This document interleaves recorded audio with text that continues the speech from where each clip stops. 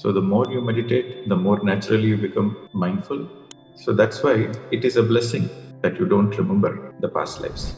The statement of Jesus Christ is, unless you become a childlike, you cannot enter the kingdom of God. Any point of time you feel energy low, so you quickly, even for 2 minutes or 5 minutes, close your eyes and observe the breath. You will immediately feel your energy.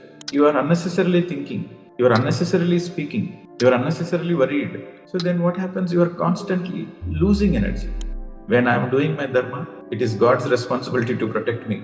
The more you are closer to the truth, the more you use your common sense. There is death, but also there is no death.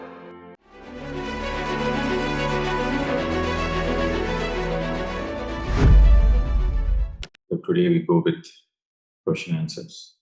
So if you have any questions, you can raise your hand or you can type your question in the chat box. First question, Venkat Krishna. First, you introduce yourself and ask the question, sir. Okay, thank you. I'm Venkat. I'm from Singapore. Thank you for following your classes now. Very good, and it's very interesting.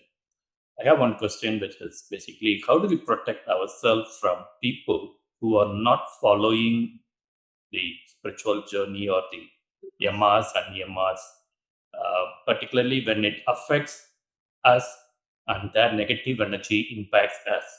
And these are the people whom we cannot avoid, very close, and we cannot avoid from our life. So every time, let's say, when they speak about something which that impacts to that creates a negative energy on us, how do we protect ourselves from this? Okay. So I'll ask you a simple question. If two bulls are fighting, which one will win? One of them have to win. No. From a practical perspective, if two bulls are fighting or two wild animals are fighting, which one will win? One with more energy. Yes. So you got the answer. So your question is, how do you protect yourself from the consequences of the negativity? Right? For example, you're on a dinner table or you're going out for a gathering or you're in the office space or within the family. They'll be speaking something, they'll be gossiping or they'll be focusing on the topics which is not conducive, and you feel irritated or you might feel frustrated or you might feel that it is waste of time and you cannot avoid it. So those kind of situations. Right. So you increase your energy. If your energy is very less, then you naturally get impacted. But if your energy is more, then you will never get impacted.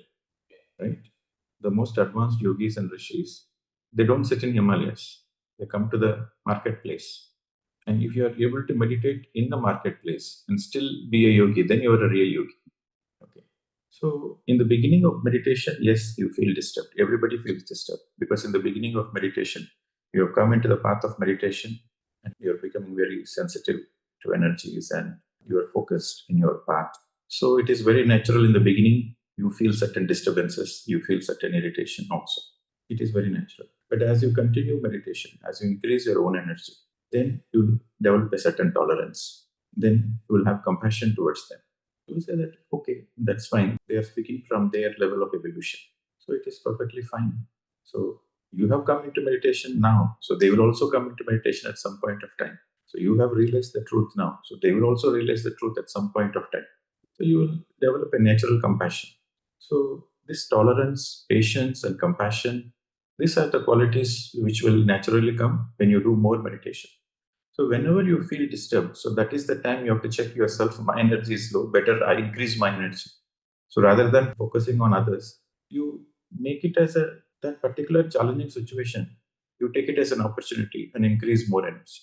And when your energy is more, then nobody can impact you. That is the solution. So try to focus on doing more intense meditation. But also understand that it is natural. It is natural you feel irritated, but that irritation has to develop into understanding and compassion and tolerance. Yeah. So because sometimes when we don't encounter those, we feel we are good, we have our energies, we feel a positive vibration among ourselves. But by the time when we happen to meet them, and when that impacts, we feel no, we are going backwards few steps, and then have to start back again. That is a litmus test. So they are helping you grow more further. Okay. Okay. Thank you. Thank you. Next question, Mona. Hello, Master. This is Mona from Malaysia. My question is this is regarding mindfulness. Yeah, I find it's a challenge to keep my mind with my body.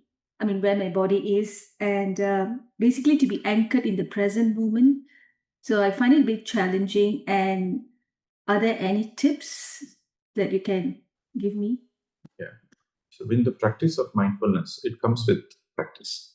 See, meditation also comes with practice. In the first day, you cannot empty your mind. So, it takes time, maybe 40 days, 80 days, 120 days, to completely experience the emptiness, no thought state, the meditative state. Similarly, mindfulness also takes practice. I would say, comparative to meditation, mindfulness is more challenging. So, the more you meditate, the more naturally you become mindful.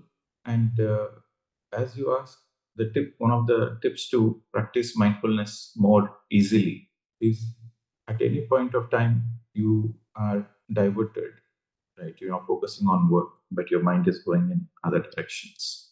So the best tip is to focus on your breath. At every point of time you feel that your mind is getting you into other directions, then that is the time you immediately bring your awareness to the breath and simultaneously bring the awareness to the work you are doing. Because breath is happening in the present moment. Breath is happening in the now moment. So when you bring your attention, awareness, and focus to the breath, immediately you're coming to the present moment. This is the way you practice mindfulness. Again, I repeat, any task you're doing, whether you are mindfully eating or mindfully working or mindfully cleaning the house or mindfully walking, any task you are doing, if you feel that your mind is diverted, that time you immediately bring the focus back to your breath. Mhm. So you will immediately come to the present moment because breath is happening in the now moment, in the present, and bring your focus simultaneously on the work. So focus on your breath, focus on your work. So in that way, you'll be able to easily get into the mindful state. Thank you so much. Yeah, I want you to do this experiment and let us know how you feel. Sure. Thanks. Next, Sharmil. Thank you, sir, for giving this opportunity. Actually, today is a holiday for my son. My son has been listening to you from morning Tamil session. You were explaining about the karma. So he has a question. I want him to ask the question directly Yeah. from you. My name is Ketav. I am a junior in high school. And you are from? I'm from California, USA. Oh, So my question was, why are we not able to remember our past lives? Why can't we have the memory of that for longer than 6 years old? it is a blessing that you don't remember. It is a blessing that you don't remember all your past lives so that you can focus on the present life. You can enjoy your present life. Imagine you have taken 200 lifetimes and you remember all the 200 lifetimes, past life memories are there. It will be such a chaos. And also, I'll give another example. See, in every lifetime, we take certain roles. See, on the planet Earth, we have father, mother, wife, children, friends, right? We have so many relationships. So the soul keeps changing the roles. So imagine in your past life, your wife. This one particular person is your wife in your past life. And in this lifetime, the same person is your father. Now, won't you get confused? Yeah. Or the other way scenario, 10 lifetimes ago, there was this particular soul who has taken that role of a teacher to you, a high school teacher, right? And you have a certain bonding with the teacher, you have a certain mutual respect with the teacher, and the teacher is interested in your soul growth, and the teacher is supported in that lifetime also for your soul growth. So in this lifetime, she has again taken the role of as a mother. Then how will you see? You see your mother as a mother or a teacher, a wife or a father. So all the roles get confused and it will be a chaotic situation. So that's why it is a blessing that you don't remember the past lives. But having said that, when you do meditation, you will realize your past lives. Whatever is needed for you to realize, you will realize it. What is needed to remember for your soul growth, only those particular moments you will see in your meditation. So, which is more of a greater blessing, right? So, in my own example, I haven't seen any past lives in my meditation. I had no curiosity also to see my past lives. Because in my meditation journey, I was more focused on the present life. I want to understand about me in this lifetime. I'm not worried about past or future. I want to understand why am I born in this lifetime? What is my purpose of life in this lifetime? What happens after death? Where will I go after death? So that was more of my curiosity or questioning or my search. So I never saw any past lives. But one day I was sitting in a public library and suddenly I realized my past life. When my eyes are open eyes. So I got to see certain moments of a particular past life. I got to realize the essence of that lifetime, which was very much necessary in this lifetime for me to progress. It is like where I stopped my journey, that is where I'm continuing. So it came as a blessing to me. That memory came as a blessing to me, so that with that I can act further on it. It is like the foundation was in that lifetime, and in this lifetime I'm building the superstructure. So there are certain memories, or there are certain gifts, or there are certain capabilities from the past life, which you will bring it upon to the present lifetime. And the more you do meditation, the more you will realize the gifts from your past life, what is necessary for you in this lifetime. So that is like a filtered, access controlled memory coming to this lifetime as a blessing. So in meditation, you will get all the past life gifts, which is necessary in this lifetime for you to evolve further. You got the point. So I've told you two things. Yeah. One, it is a blessing that you don't remember the past lives, number one. And number two, what is needed for you, you will remember it with your meditation. So do more Then, meditation. yeah. Then why do we remember until we're 6 years old? Because mind is not fully developed. Mm. It is the mind which comes as a barrier between you and your higher self. So that's why we say children are equal to God, because the mind is not fully developed.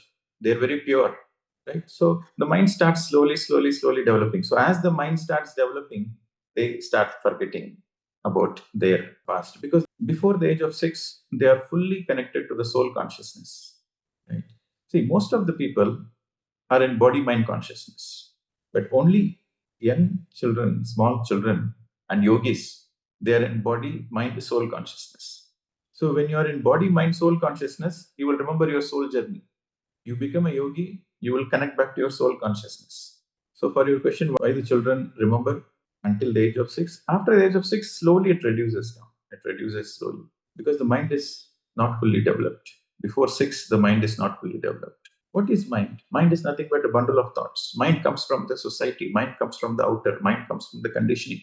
It is the parents' conditioning. It is the society conditioning. It is the teacher's conditioning. The more you are conditioned, the more your mind starts becoming strong and rigid, and the more you start losing the connection to your soul consciousness. The more you connect to your soul consciousness, the more naturally you become a childlike. So, this is the statement of Jesus Christ. The statement of Jesus Christ is, unless you become a childlike, you cannot enter the kingdom of God.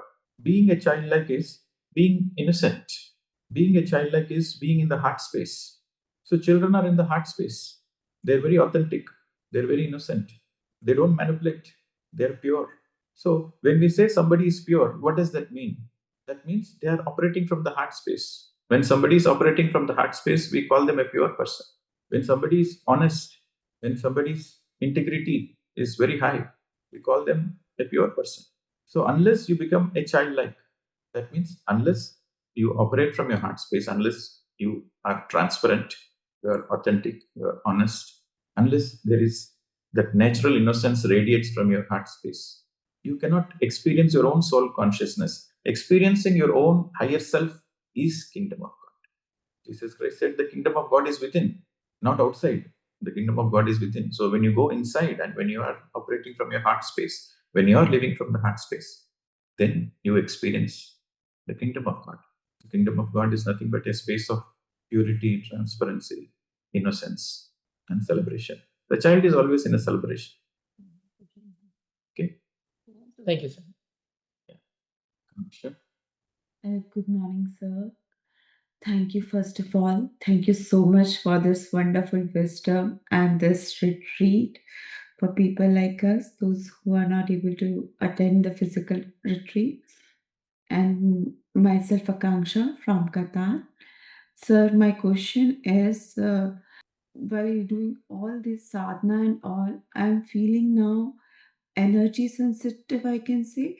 Like if somebody is crossing by my side, I feel very much disturbed with their energy. Like if somebody is sweating, or not just the outside people, even my family members also, I feel disturbed with their energy, and I don't want people to come close to me. I just want them to stay with some distance. And usually, I used to have help in the house, like dishes and drying the clothes and all. But now I want to do everything by myself, because now I want just my touch. I don't want the other people to touch my things, or I feel agitated and I don't feel comfortable with other people's energy. How can I work on myself, and how can I make myself comfortable? If I do everything, I'm burdening myself too much, then I feel tired. Even though now I'm enjoying the task because I'm doing them mindfully, but still there is too much. Then when I sit for the meditation, then then I go in the trance or in the sleep stuff. Okay. See, first, you have to understand it is not only you who is going through this issue. Every meditator at some point of time in their life, they will go through this. It is a very natural phenomenon. The more you become meditative, the more you become sensitive, and naturally, the more you become energy sensitive, particularly. Okay. So you will clearly see a difference. The moment you step into anybody's house, you will immediately feel that whether you're comfortable there or not, right? And somebody who is like, they are meat eaters, their thoughts are not good. Even you cannot go to the restaurant and have food, even though it's a vegetarian restaurant. But the person who is cooking there may not be a vegetarian. Or even the person who is cooking there is a vegetarian, but still while cooking, he is having some thoughts, he is having some concerns because he is working as a blue collar worker there. So he might be having his own concerns about his own family or financial issues or irritation. He may not be treated well in his workplace. So all his disturbing thoughts you will feel in the food. So before you used to go to the same restaurant and enjoy the same food, but now you have become energy sensitive and you are not able to enjoy the food.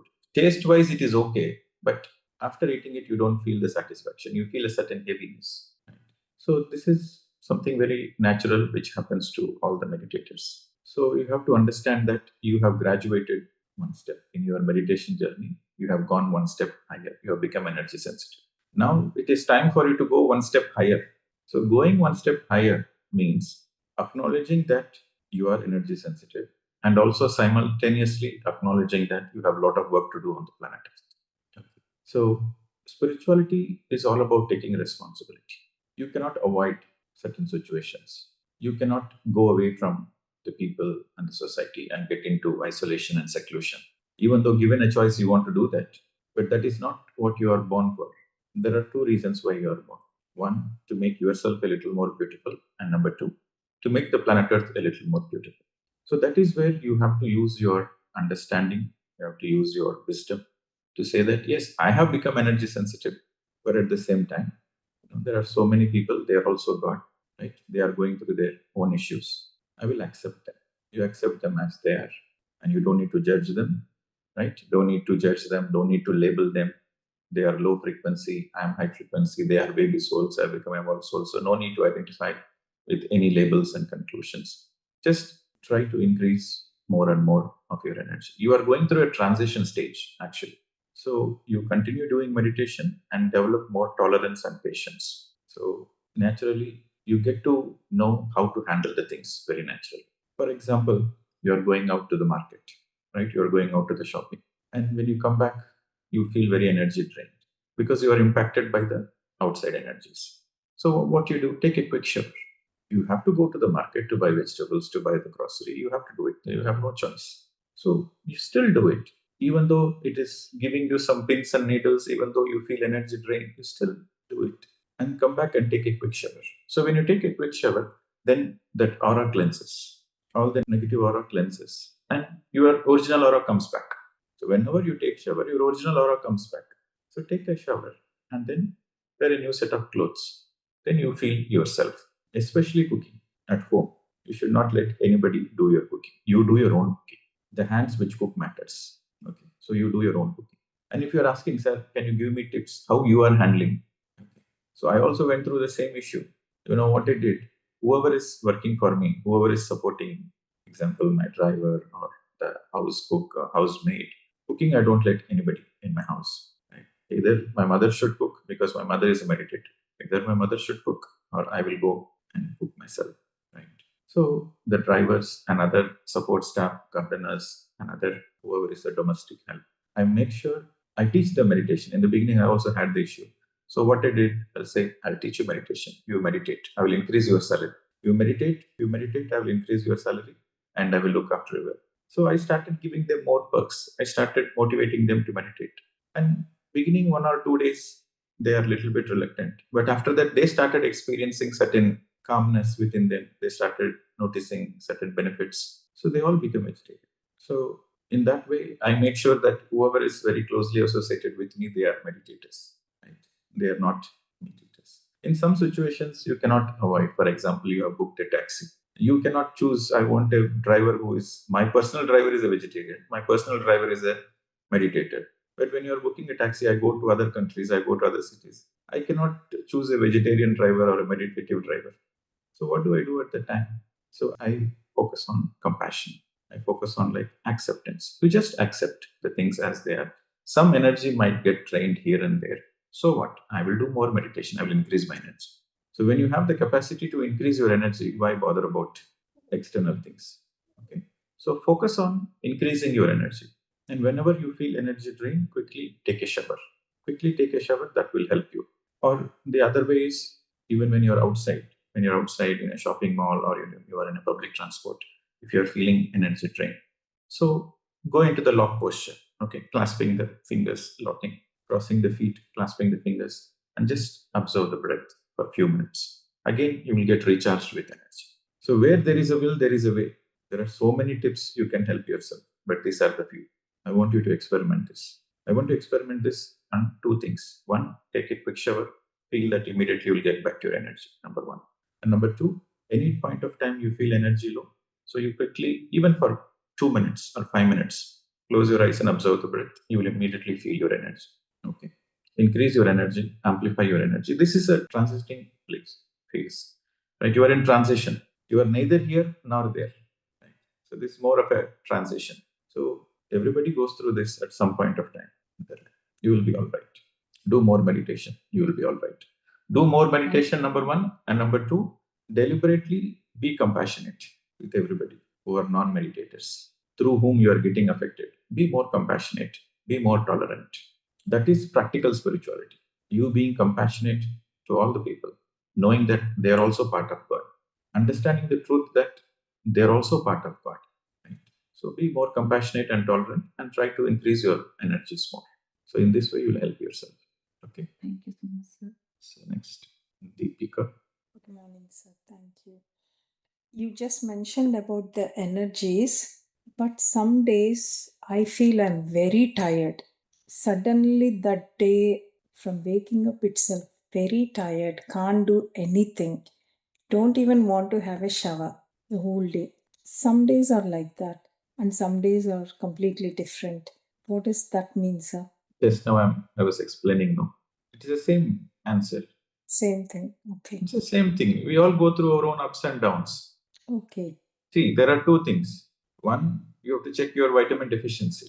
You have to check because once you become vegetarian and you are living in cold countries, or you have a work style where you don't come out and get the sunlight, so you might have a natural vitamin D deficiency. So check your vitamin D and B12 deficiencies. That can be one thing. So after you have checked your vitamin D and B12 deficiencies, so then what is the solution? If the vitamin deficiencies are low, then you have to spend more time in the sun and get your skin absorb more of vitamin D, or you get the supplement immediately. So there's some way you have to figure it out. And your vitamin D levels are perfectly good, and your B12 levels are perfectly good. You are eating healthy food, everything is fine, but still you are feeling certain low and tiredness, and energetically you are feeling low. So that means it is not something related to your physical body. It is something related to your energy body. So that is when you have to increase your energy by practicing more mindfulness, practicing more meditation. See, sometimes people do meditation, they do read books, but whatever the energy they got. See, meditation gives you more amplified energy, and mindfulness conserves your energy. We are all energy beings. We increase the energy through meditation and we conserve the energy through mindfulness. But if you're not practicing mindfulness and you are unnecessarily thinking, you are unnecessarily speaking, you are unnecessarily worried, so then what happens? You are constantly losing energy. So you get this much amount of energy in meditation and you lose this much amount of energy because of unnecessary thinking, unnecessary concerns, unnecessary worries. You are holding on to certain things, you're holding on to certain emotions, right? And you are not forgiving yourself and others, and you're not in the let go mode. So these kind of things drains our energy. So you have to check in which areas the energy is getting drained. See, the point to understand is we are all energy beings. So we have to introspect. That's why I said journaling and self introspection is very, very important. We have to see to ourselves, we have to self reflect where our energies are getting drained. Right? The more closer you are to the truth, the more your energy is strong. Underline this point. You write it down and underline this point. The more closer you are to the truth, the more you are conserving, protecting your energies. You check, am I doing my dharma? Sometimes, if you don't do your dharma, your energy gets drained. For a normal person, it's not much of a difference. A normal person, a non meditator, being in the path of adharma, it doesn't make much of a difference to him because he's a baby soul and a young soul. It doesn't matter to him. But for a very old soul, for an advanced soul, and for who is in the path of meditation, and they are in adharma, they lose a lot of energy. Okay. So you have to introspect, am I in my dharma? Am I doing my dharma? Or is there any adharma I am doing consciously or unknowingly or unknowingly? You have to be very aware and you have to self introspect that am I doing anything which is not in alignment? Adharma means that which is not in alignment with the divine, that is not in alignment with the divine laws. So check what are the areas you are not in alignment. Number one. And number two, if you are overthinking, thinking unnecessarily, or thinking unscientifically, or you are concerned and worried, so that means you are far away from the truth. What is truth? Truth is whatever happens, happens for good. There is no tragedy and there is no injustice. In the God's creation, there is no tragedy, there is no injustice. Whatever happens, happens for good. That is the truth. But sometimes you believe some injustice has happened, some tragedy has happened, and you keep repeating on to the same thoughts and feelings, and you're becoming very emotional about it. So that means you are far away from the truth. So naturally, your energy gets drained. So these are the areas you need to check into. First, you check your physical, see if it is related to the physical. Any vitamin Yeah, most likely vitamin D, sir. My vitamin D is always low. Maybe, but I didn't check the vitamin D. So I started taking vitamin D supplements, realized maybe that could be the reason. But my question, what I also wanted to know is, now they say there is sometimes solar flares, this, that, and it's affecting people's energy, bodies, and all. So is there any impact with that? That thought came to me because what all you said, I wasn't having any of that introspection thing. I'm good over there. I introspected and everything is perfect in there. That is not the question. My thing is, does it have any impact on energy levels on certain days? This thinking itself is not the right thinking. Okay. This solar flares, all those things impact the people who have a weaker energy system. If you have a stronger energy system, then nothing impacts you. If at all something impacts you, it will impact you positively, right? As a spiritual teacher, or you are in the spiritual path, you are a meditator. So you should never think in this direction, right? Will it impact me? No, you should never get into that fear consciousness. You should always trust that when my energy is high, what can external energy do? When when I am in the state of surrender, when I am in the state of, when I am doing divine work, when I am in the path of God, right? What can outer do to me? So never get into this thoughts that, will the outer affect me? Will the solar place affect me? You should not get into that space. I'm going out. Will this energy affect me? See, again, this is the same question related to the previous questions. So don't get into that aspect. Step up to the next level where you are very confident, where you are very comfortable, and say that Nothing will happen to me. I am doing my dharma. When I am doing my dharma, it is God's responsibility to protect me. Dharmo rakshati rakshitana. When you do your dharma will protect you. So when you are in the path of dharma, who cares about solar flares? Okay. So focus on your dharma and your dharma will protect you. I think I should speak the topic of dharma tomorrow extensively. Okay. Yeah. So tomorrow I'll speak about that. Fine. Yeah. Thank you, sir. Thank you. Because when we get all these messages and all, so You should be very careful with stupid messages. These days what happens, you are connected to so many groups, so many organizations, you watch so many YouTube videos, you get confused. Yeah. And you get impacted. Your discernment should be very sharp.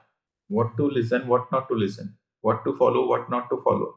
Sometimes I also get to see I'm not part of any groups, but very rarely I see certain messages. Today is this particular day where Galactic event is happening on 11, 11, 11, 11 hours, 11 minutes, 11 seconds. You have to meditate for 11 minutes.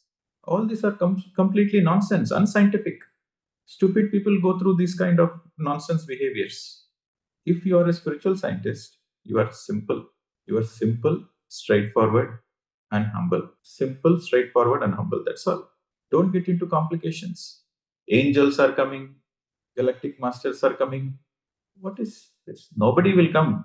Appo Deepo Bhava. Only you have to help yourself. God helps the people who help themselves. Focus on your sadhana. Truth is simple. The mind complicates it.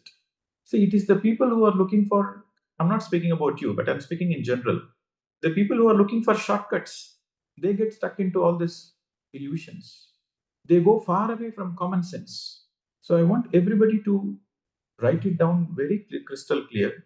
The more you are closer to the truth, the more you use your common sense. The common sense, which is not so common, is the real jnana. What you see in your physical eyes is an illusion. What you see in your third eye is a greater illusion. You have to go beyond the third eye. Beyond the third eye is the fourth eye, the wisdom eye. The fourth eye is the wisdom eye. When the third eye perfection happens, how does the third eye perfection happens?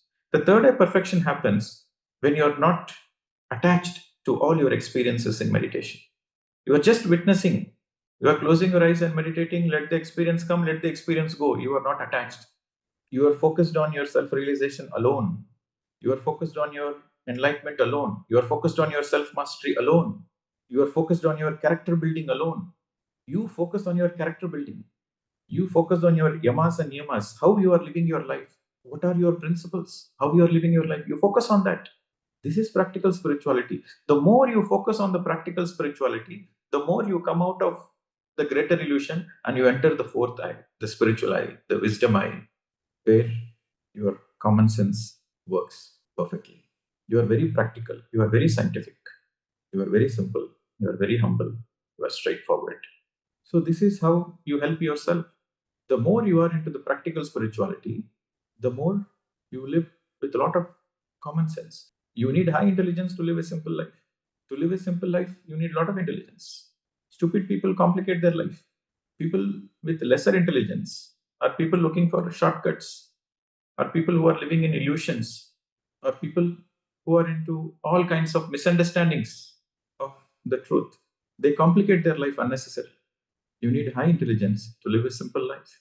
So, practical spirituality helps you to live a simple life. Okay? So, don't believe all those messages which is not in alignment with the truth and which doesn't appeal to your common sense. All the information which is not applicable to the common self, you have to reject it straightforward, okay. right away. Okay, sir. Thank you. Thanks. Did you got something? Whether you got it or not, because of you, so many people got so many things. Thank you for asking this question. Yeah. Next, Karthik. Hi, I'm Karthik from California, USA. So I had a question about time for how long to sit for meditation. So because of some physical issues, sometimes it's hard for me to sit for. I know you recommended sit according to your age. If you're 44, sit for 44 minutes. If it gets hard, is it better to split the time or just to persevere through the pain and kind of keep doing it and hopefully it gets better with time? You tolerate the pain as much as possible. If it is beyond your tolerance limit, then you can lie down and meditate. Okay, just shift position. Yeah. Shift. to the lying down posture. Even when you're lying down, you clasp your hands and cross your feet. So this is only when your physical body is not cooperating with you. Like you have some physical issues, and you cannot sit for a longer time, or you have some medical issues, then you can lie down. If you're a healthy person, just that you are not used to sitting for a long time, then you have to tolerate that numbness or pain as much as possible. But if it is beyond your tolerance limit, you sit as much as you can, and then you get into the lying down posture and relax your body for a while and continue meditation. Okay, got it. See, according to your age, that is the minimum. Maximum, sky is not the limit. For example, if you are a very healthy person, you are a very healthy person, physically, emotionally, psychologically, spiritually, socially, you are a very healthy person. So you meditate according to your age so that you recharge yourself, so that you maintain a certain high life standards. So that is a minimum time if you're a healthy person. But if you're having some issues, some physical issues or emotional issues, you need some clarity. Sometimes people have spiritual issues. They want to know who they are. I want to know the purpose of life. I have a spiritual issue. I don't know anything about myself. So you have a deep quest to know the truth. So in that case, then as much meditation as possible, as much reading books as possible, as much sajjana sangatya as possible, as much seva as possible. Because the more you do seva, the more you help others, the more you will be helped. It's a simple law. What you do comes back to you. So you have to get into the seva mode. If you really want to know the ultimate truth, you have to get into the seva mode. Right. So I don't know in which category you come in, but I wish you come into the last category where you are doing intense meditation, where you are helping yourself and you are helping others also. Okay. Thanks. I think we'll take 2 or 3 more questions. Jai Lakshmi. Good morning, sir. The election from Sharjah. I've got 2 things to get clarified. One is I want to do journaling. So far, after 10 days intense retreat in Bangalore, I didn't do journaling. Now I feel strongly that I should do journaling. Is it that we should write down the time management according to us, or any other thing like emotions? We have to pen down our emotions like that, sir. Can you please explain? Start with a simple journaling. So, what is a simple journaling? It's like at the end of the day, before you go to bed, you just scan your life on that particular day. So, today, how did I spend my time and energy? Where did I spend my time in the right way? Where did I waste my time? Right? Where did I use my energy in the right way? Where did I waste my energy? That's a simple journaling. You becoming aware of where you are wasting your time and energy. And so that you become more aware, the next day you don't repeat the same thing. Right? So this is a simple journal. And then the next step further is you introspect what are the most beautiful moments, what are the most challenging moments, and how you handled it, and what are the lessons you learned, and what are the mistakes you don't repeat the next day. Okay. Then the next stage of journaling is you write down what are your strengths and what are your weaknesses. So you continue to nurture your strengths and you focus on your areas of weakness so that you are no more in that vulnerable state. So this is how you journal and do a self-reflection. The first and the foremost in journaling is you need to identify where you are wasting your time and energy. Where you are wasting your time and energy and how better to utilize, how best to utilize it. That which you do gives you happiness. You are perfectly utilizing your time and energy. That which you do, you are not getting any happiness, but you feel very tired and exhausted. That means you are wasting your energies. That which you do, you feel proud about yourself. You are utilizing the time and energy properly. That which you do, you don't feel good about it. Any action, you don't feel good about it. That could have been handled in a better way. Unnecessarily, you opened your mouth. Unnecessarily, you interfered. So those are the areas you need to work on, identify and work on it. See, the identification is the key. Most of the people, they suffer because they are not even aware. They are not even aware that they are doing the wrong things. So when you become aware that, oh, these are the areas I'm doing wrong, these are the areas I'm wasting my time and energy, these are the areas I'm unnecessarily interfering, then with that awareness, naturally, you will not repeat the same mistake. So the awareness is the key. So journaling helps you in awareness, in self-reflection. Start with simple journaling process. In the beginning stages, that is a must. Once you become a master of your life, then you don't need journaling. But in the beginning stages, yes, it is necessary. It is a very useful tool.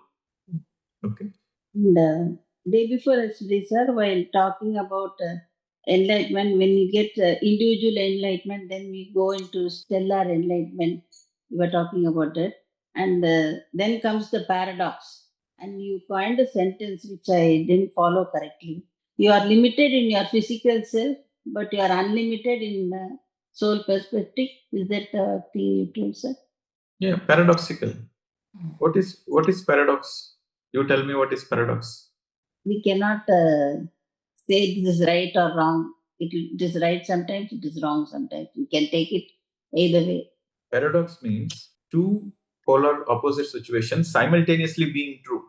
And Two polar opposite situations simultaneously being true. It is paradox. For example, sunrise. We all enjoy the sunrise, right? So we say there is a beautiful sunrise, and you see the sun is rising. But is there a real sunrise? it is not reason. Sun never rises. Sun stays in the same place. Only the earth is going around the sun. But when you see, it is saying that, oh, it's a sunrise. The sun rises from the east, but the sun stays there only. It is the earth which is moving around. So is there a sunrise? Yes, the eyes are seeing. Yes, there is a sunrise. But there is no sunrise also. So there is a sunrise, but there is no sunrise. That is paradox. Okay. So again, is there a death? Yes, there is a death because the person is no more. Before the person was speaking, walking, running, but now the person has become a corpse. There is only corpse. The person is no more. Yes, there is death. But is there a death? No, we are eternal beings. There is no death. Paradox. There is death, but also there is no death. So you have to understand this. There are perspectives, lower perspective and higher perspective, mind perspective and soul perspective. Paradox happens because there are two perspectives, mind perspective and soul perspective. From the mind perspective, there is death. From the soul perspective, there is no death. From the lower perspective, there is sunrise. From the higher perspective, there is no sunrise. So, from the mind perspective, from the body perspective, body has its own limitations. So, no, body has its own limitations. I want to come to Sharjah now. Is it possible? Immediately, I want to come to Sharjah. Is it possible? Not possible. I have to buy the tickets. I have to sit in the plane. First, I have to travel from here to airport. That takes some time. And I have to sit in the plane and I have to then reach. So it might take some 7-8 hours, right? Immediately, I cannot go. So body has its own limitations. Sometimes when you go through fever or when you go through cough and cold and fever, you have to rest your body. You cannot say, I'm an unlimited being. I don't need to rest. I'll keep on working. No. The fever has come to you as an indication to the body that you have to take rest. So there are times where you need to take rest. And there are times where you need to come out of your lethargy and laziness and do work. Sometimes you are resting too much. So then you have to come out of that tamoguna, laziness, and deliberately get into the action mode. You are too much into the action mode, then you have to take rest. Okay. So what I meant yesterday was, as a soul, you are a multidimensional being, right? You can visit any dimensions you want. For example, you can sit in meditation and you can visit your star system. You can see in which star system you have come from. You'll be an intergalactic traveler. When you do meditation, once you're an advanced meditator. If you're an advanced meditator, then you become an intergalactic traveler. What do all the yogis in the Himalayas do? They are spiritual scientists. They sit in one place for hours together, for days together. But they're doing a lot of research in all the dimensions. There are a lot of theosophical books about life after death, about astral worlds, causal worlds. You have to read those books. For example, The Astral Plane by Leadbeater. It's a Theosophical Society book. So it is in that book, it is very clearly explained how the astral worlds are, how the objects looks like, and what is the administrative terms there. So everything is very clearly written in that book. He's a great enlightened master, Leadbeater, from the Theosophical Society. So how did he get all the information? He meditated and he did the travel, astral travel. He traveled to other dimensions. And he came back from meditation and he wrote all those things. So he's an unlimited. See, from his perspective, it's unlimited. He can go to any dimension he wants. His physical body is here, but he can go to any dimension he wants. There is no limitation. So from the soul perspective, there is no limitation. But from the body perspective, there is limitation. If your body is tired, you have to rest. If your body is hungry, you have to eat. Right? There's a lot of limitations from the body level. But right now on the earth, you are both in the body. You are a soul, but in the body. You are a soul in the body. So you have both limitations and also you are infinite. Both. This is paradox. Got it, madam? Yeah, thanks. I think we'll take one last question. And then I think tomorrow also we'll have more question answer session, but let it be the last question for today. Prachi Agarwal. Thank you for giving me the chance. So my question is in continuation. Where you are from, madam? I'm from California, USA. Okay. We were already talking about it in the previous questions also. So I will add it and ask my question. So when there is too much negativity in the family, as in not negativity as a person, but in the talks, very fearful talk, always talking about, what may go wrong rather than what could be correct. And I know we are not here to change anyone. And you just answered in one question that then you deal with compassion. And also separation should not be initiated. But what I've realized from last year, like being in compassion, like we are always work in progress. But of late, I'm realizing that even though I try to keep myself aloof of those talk, I keep telling myself that, okay, I'm not hearing those, negative emotional talks. A lot of emotion into, being fearful, all the time fearing about what could go wrong, health wise, finance wise, and every aspect of the life. So, what I have realized on myself is I was thinking that I'm dealing with compassion or I am not being a part of those conversations, even though I don't sit there or I don't converse on any negative. I mean, I detach myself or separate myself from those environment. But it is family, and if separation is not to be initiated by oneself, I'm feeling I'm suppressing that frustration that is there. I was thinking that I'm able to process it and I'm not letting myself get affected with it. But of late, I'm realizing that I'm just actually suppressing the frustration or irritability which is coming with hearing those talks because you are in the house and you cannot stop hearing them. Okay. Where you say that you know that you have to be compassionate and you should not be judgmental about it. But at some point of time, you feel frustrated because you realize that actually there is a irritation inside you, but you are suppressing that irritation. So this is the difference between theoretical spirituality and practical spirituality. So theoretically, you listen, right? No judgment. Thou shalt not judge, right? And then you implement it theoretically, and naturally this frustration happens. But when you are in practical spirituality, you will understand why you should not judge others. Because whatever the judgment you do to others, the same you have to go through. That is the reason you should not judge others. If you judge others, you will be judged for the same thing you will be judged, right?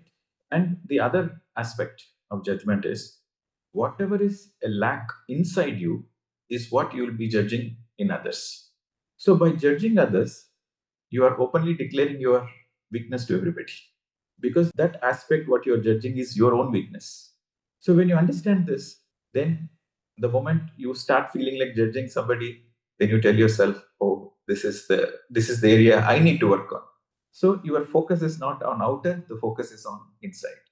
This is practical spirituality. So that is why it is very important you attend the silence retreat. So yesterday I said we have to speak about the emotional detox. So the more you practice silence, the more you practice mindfulness and silence, the more the emotional detox happens. A lot of realization happens. A lot of realization happens from within that these are the areas I'm stuck in. Theoretically, you cannot understand. You have to understand only with the practice of Mauna, with the practice of mindfulness, and with the practice of meditation, intense meditation. That's why we organize this 10 days retreats. These 10 days retreats are meant for emotional detox, mental detox. Too much of clutter in the mind. When there is too much of clutter in the mind, you cannot see the things crystal clear. Right? So today's assignment, as part of your question, today's assignment is experiment the practice of Mauna. Right? So choose one particular day.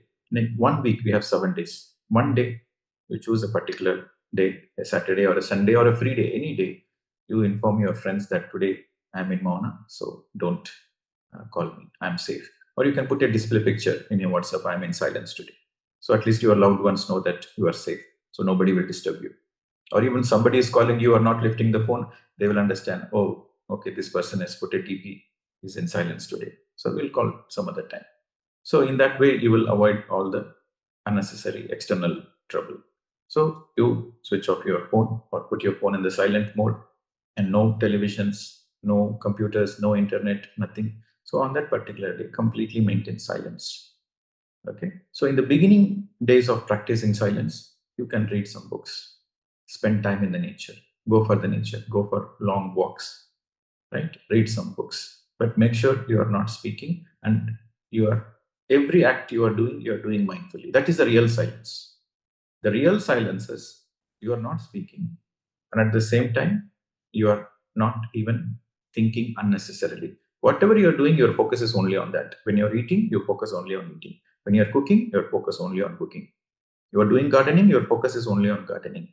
You are walking, your focus is only on walking. Right? So on that particular day, avoid going to the shopping centers and here and there. But you can spend time in the nature. Spend time in the nature. Spend time with yourself.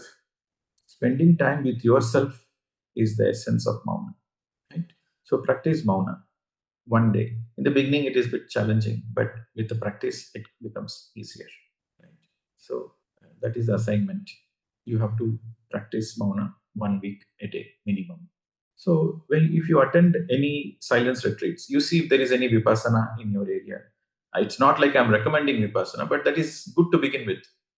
That is good to begin with, because Vipassana focuses on silence as well. They don't focus on complete silence, but to an extent they focus on silence. Or you yourself can give a silence retreat to yourself, or you attend any silence workshops by a well-known, well-trained master. So in that way, you are equipping yourself in the process of emotional and mental detox. But as an experiment, you can do 1 day per week at your home yourself. Okay. Again, I come back to the answer. You should not go into the suppression mode. Rather, you should come closer to the truth. The more and more you are coming closer to the truth, the more and more you understand the truth, the more naturally you transform. The transformation happens with the understanding of the truth. Transformation doesn't happen with theoretical imposition. With the theoretical self imposition, the transformation doesn't understand. With the practical understanding of the truth, the transformation naturally happens. Okay. Thank you so much, sir. Just to follow up on that, when you're saying do a Mauna, so the day will be as usual, it's just Mauna about anything. So the self-talk which goes on, I know if we are mindful, then we are just present in the moment and there would be no self-talk. But that's the challenge, because if you're quiet doing nothing, except for the household chores and whatever we do, then the mind is talking. No, it's not like you are not doing anything. You have to do your dharma, you have to do your basic things, what you are supposed to do, like cooking and cleaning the house and whatever the work you need to do that work. But when you have nothing to do, that is the time you have to meditate. You have to do intense meditation. That is the time you have to do intense reading of the books. So when you are meditating, you are focusing on your breath. When you are reading the books, you are focusing on the reading. So that particular day, you are fully engaged with yourself. Okay. So it's not like free time. What am I doing? No. You sit in meditation during the day of Mauna. You meditate 1 hour, 2 hours, 3 hours, 5 hours, 6 hours, and you meditate 2 hours, 3 hours, and you feel like okay, enough bodies, pins and needles. Then okay, you come out of meditation, read book, or you go for a nature walk. Right. Again, you come back and do meditation or read books. It's not like you're sitting idle. You are spending fully time with yourself, either in meditation or in mindfulness or in reading books, Swadhyaya. Okay. Or involve yourself in some creativity. Do some pottery, do some painting, do some gardening. Okay. Involve yourself in any creativity, any creative work. If you're involved in any creative work also, you are very mindful. You notice all the creative people, all the artists, right? They're all very mindful. They're focused, they're living in that present moment. Only when you live in the present moment, the creativity will come out. So you have to fully involve yourself within yourself in meditation, in Swadhyaya, and in creativity. Your own creativity. Explore your own creativity. You have never done painting. So take a sketch, take a paper, and explore your own creativity. Okay. Thank you so much, sir. Thank you. Right. So thank you very much. friends. We will again meet tomorrow. So tomorrow is the last day. We will cover as much as possible. So today's assignment is be in practical spirituality. Experiment. Everybody who has not yet experimented Mauna, experiment Mauna at least one day per week. Okay. Thank you very much. See you tomorrow. Namaste to all.